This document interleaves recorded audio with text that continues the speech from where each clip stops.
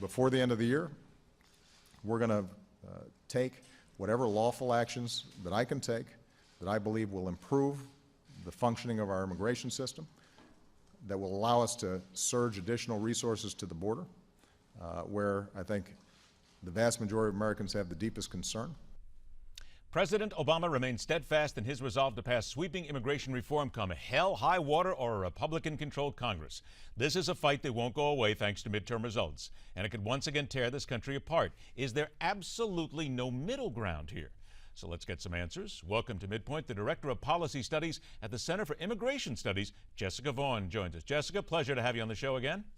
Thank you. Likewise. I want to make a point here for Condoleezza Rice, who said, the former Secretary of State, during an interview today, that if the president wants to tackle immigration in his last 2 years in office, he better not do it through executive action, because that's what we have a Congress for. Isn't that right, though? Isn't that what a Congress is for, is to make things work in a compromise? That's absolutely right. And in fact, the Constitution gives the authority over immigration policy very clearly to Congress, and says, you know, the executive branch is supposed to carry out the laws that Congress passes.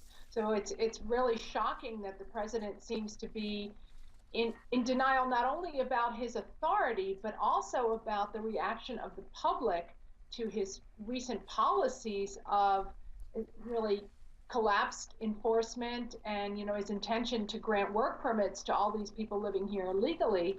And he also seems to be turning a deaf ear to his fellow Democrats, who very clearly suffered as a result of these policies in this last election. So, Jessica, where is the midpoint here? And I'll go ahead and use the show name here. Why not? Where is it? Because the president is going to ram this through. We're going to start this all over again. We're told that most Hispanics in the country absolutely fall with the president. We know that's not true in a lot of the interviews we've done here. So if you take what the president wants and you take what the Congress, what the Republican side, the opposition wants, where do we settle? Well, I think it's going to take another game of chicken, unfortunately. We're going to see the upcoming debates over the appropriations bills become a surrogate for the debate, or at least we're going to see, like, that's where the immigration debate is going to be fought first, because Congress is realizing that that is the best weapon it has in preserving its authority over immigration, and they're going to look to kind of micromanage how funding to the immigration agencies is going to be spent, so that there is no abuse of authority that can occur. So that's first, but then I think come January, they're going to look to assert their agenda, what they see as their mandate that they've received in this election, to put forward immigration sequence, not in a big comprehensive bill.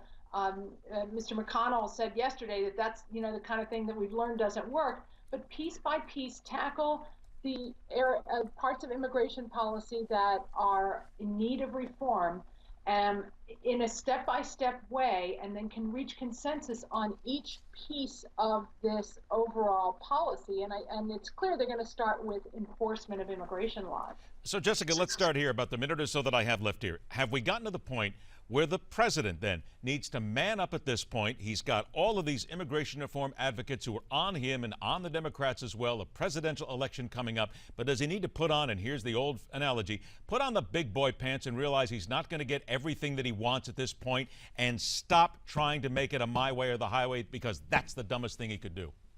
Yeah, I think you're right. I think that he has got to realize that waving his pen and phone is not the most effective way to make progress on this issue. If he cares about it that much, he's got to start listening to a broader spectrum of people within the Democratic Party,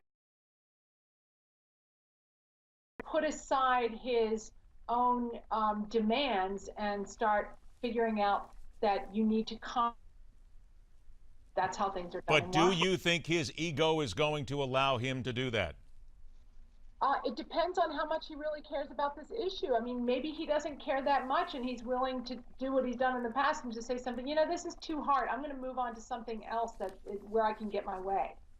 In other words, just go where it's easiest. There you are. Jessica, always a pleasure to have you on the show. I'm sure we'll talk again. Thanks so much. You're welcome. All right, Jessica Vaughan returns after the break, however, I should point out. I actually just said goodbye, but she's staying. Let's stay. All right, the search for immigration compromise continues. 51 minutes after the hour. Telling It Like It Is goes head-to-head with the Vatican on the issue of death with dignity. But come on back. We're going to talk more about the immigration issue with Jessica Vaughan right here on MidPoint.